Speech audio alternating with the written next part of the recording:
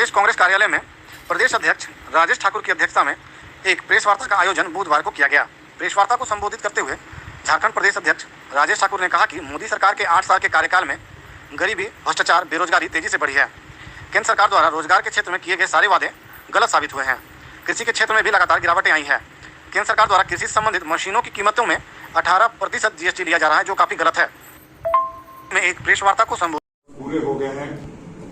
जिस तरह से आप देखते हैं देश में पूरे नफरत का माहौल है, लोग डर के साए में जी रहे हैं, धर्मांधता, रूढ़िवादिता चरम पर है। समाज में विभाजन का बीज बोकर तुष्टीकरण की इस राजनीति को आधार बना करके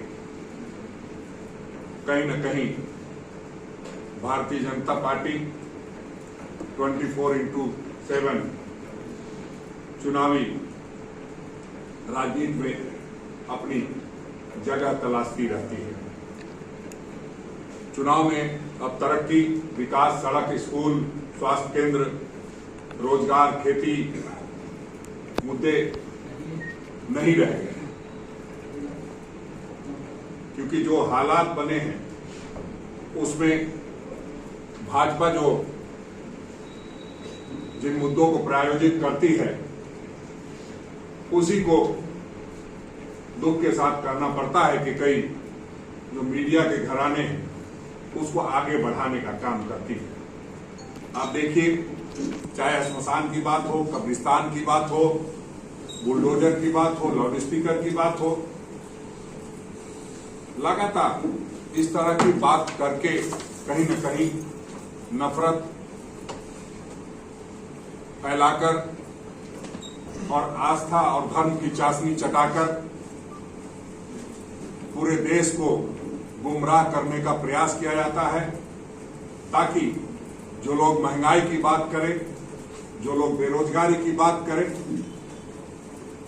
उनकी बात लोगों तक नहीं पहुंच सके, या यूं कहिए ये मुद्दा नहीं बन सके। आज देश और देशवासियों के पास सबसे बड़ी चुनौती है कि क्या देश ऐसे ही चलेगा, क्या देश ऐसे तरक्की कर सकता है, क्या देश ऐसे आगे बढ़ सकता है, क्या भविष्य का भारत का निर्माण धार्मिक, जातिगत एवं आर्थिक बंटवारे को लेकर होगा। बहुत सारे सवाल हैं और इसलिए ये कह रहा हूं कि क्योंकि लाखों स्वतंत्रता आंदोलन में जिन लोगों ने अपनी कुर्बानी दी है, उनके सोच, उनके सपनों को कहीं न कहीं से ठेस पहुंचाया जा रहा है। गांधी, नेहरू, पटेल, बोस, तिलक, अंबेडकर, मौलाना आजाद, राजेंद्र प्रसाद, भगत सिंह, बिस्मिल अशफाक जैसे करोड़ों स्वतंत्रता सेनानियों के सपनों के भारत को बर्बाद और तबाह करने का प्रयास किया जा रहा है। ऐसे में हम सब चुप बैठे, ऐसा हो नहीं सकता। इसलिए आप देखते होंगे कि लगातार हम इस प्रयास में हैं कि जो लोग भारत तोड़ने की बात करते हैं, हम लोगों ने भारत जोड़ने की बात की है और भारत जोड़ो का नारा देकर के आगे बढ़ने का काम किया है। आदरणीय श्रीमती सोनिया गांधी जी, आदरणीय राहुल गांधी जी के नेतृत्व में जो हम लोगों ने 9 संकल्प शिविर किया, उसमें यह तय किया कि ऐसी तमाम ताकतों से लड़ना हमारा दायित्व है जो धर्मांधता की आड़ में महंगाई परोसे जा रहे हैं, बेरोजगारी चरम पर है। ऐसे लोगों के खिलाफ लड़ाई लड़नी है। उस लड़ाई की शुरुआत के लिए हम लोग सबसे पहले 1 और 2 तारीख को वर्कशॉप करने जा रहे हैं। 26 तारीख को पूरे प्रदेश में हर जिले में प्रेस कॉन्फ्रेंस करके मोदी सरकार की नाकामियों को बताने का काम करेंगे और इस लड़ाई को आगे बढ़ाने का काम करेंगे। आप देख रहे हैं कि जिस तरह से देश में आर्थिक असमानता बढ़ रही है, नतीजतन चोरी, लूट, डकैती, छिनतई जैसे घटनाओं में बढ़ोतरी हुई है।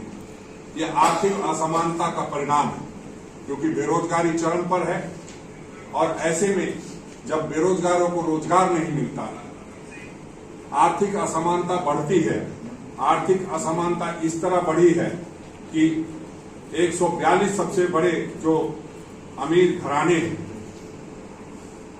एक साल में 30 लाख करोड़ रुपए उनकी आमदनी बढ़ गई और 84% लोगों की आय घट गई। 15 लाख हर व्यक्ति को देने की बात प्रधानमंत्री जी ने कही थी। लोगों ने सोचा पहले वर्ष पूरा नहीं कर पाए, दूसरे वर्ष नहीं कर पाए, तीसरे वर्ष नहीं कर पाए, और जो जब नोटबंदी किया, जीएसटी लाया, तो लोगों को समझ में आया कि शायद हमारे 15 लाख का जुगाड़ कर रहे हैं। अब तो ऐसा लगने लगा है कि झारखंड में जिस तरह से पैसे रुपए मिल रहे हैं, तो झारखंड के लोगों को निश्चित रूप से 15 लाख रुपए का जो प्रधानमंत्री जी ने वादा किया था, जो काले धन की प्राप्ति हो रही है, उससे कुछ न कुछ पूरा करने का काम करेंगे। छापे पड़े होते तो आज इतने रुपए नहीं मिलते, कुछ कम रुपए मिलते। तो ऐसा लगता है मानो ईडी और सीबीआई इंतजार कर रही हो कि कब दूसरे राज्य में दूसरे लोगों की सरकार बनेगी, तब हम छापेमारी करेंगे। ये ठीक नहीं।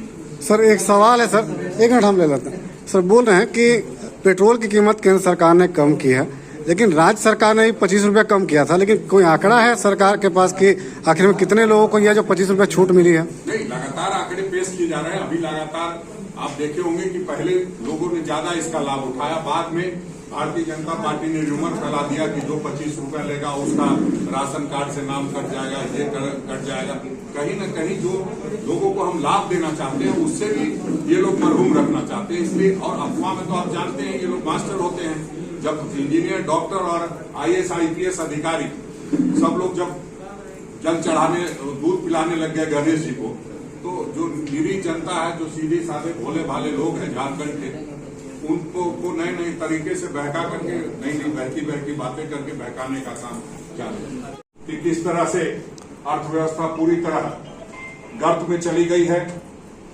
जब आदरणीय मनमोहन सिंह जी प्रधानमंत्री थे, तो अक्सर भारतीय जनता पार्टी के लोग कहा करते थे कि प्रधानमंत्री जी के उम्र की तरह डॉलर की कीमत बढ़ रही है, और आज प्रधानमंत्री जी की उम्र से 10 वर्ष आगे निकल चुकी है। जो डॉलर की कीमत है 77.56 हो गई है, जो 75 साल में रुपए के लिए सबसे बड़ी गिरावट है। आप देख रहे हैं किस तरह से बाजार रोज लुढ़कता है और करोड़ों लोगों के पैसे डूब जाते हैं। ये सारी चीजें अर्थव्यवस्था के फेल्योर है। और मोदी सरकार जो लगातार लूटती है, पहले लूट बाद में छूट देने का काम करती है, वो आप सभी से छुपा नहीं है। आप देख रहे होंगे कि देश का कर्ज जो 2014 में 55 लाख करोड़ रुपए था, वो आज बढ़कर कर 135 लाख करोड़ हो गया। मोदी सरकार हर रोज 4000 करोड़ का कर्ज लेती है। देश के हर नागरिक पर आज 1 लाख रुपए का कर्ज है। मैं लूट के साथ छूट की बात कर रहा था, वो इसलिए कह रहा था कि महंगाई साल 2014 में जो सिलेंडर 410 रुपया में मिलता था, वो आज 1060 रुपया का हो गया है। आज भी 3 रुपये 70 पैसे की बढ़ोतरी हुई है। जब पेट्रोल और डीजल में कमी की गई, तो सिलेंडर में भी इस तरह से मीडिया चैनलों को खबर दी गई मानो 200 रुपया हम सभी के लिए छूट है। बाद में पता चला जो उज्ज्वला योजना में जो लोग गैस नहीं ले पा रहे हैं, उनको 200 रुपए की सब्सिडी दी जा रही है। तो किस तरह से आंख मिचौली का खेल चल रहा है, वो किसी से छुपा नहीं है। जो 2014 में 71 रुपए लीटर पेट्रोल लेते थे, वो आज 99 रुपया 84 पैसा हो गया, जो बीच में 108 रुपया तक गया था और 9.5 रुपया की छूट की बात करके कहा गया कि बहुत छूट दी जा रही है। अब धीरे धीरे उसमें भी आपको बढ़ोतरी दिखाई देगी और 1 आध 2 महीने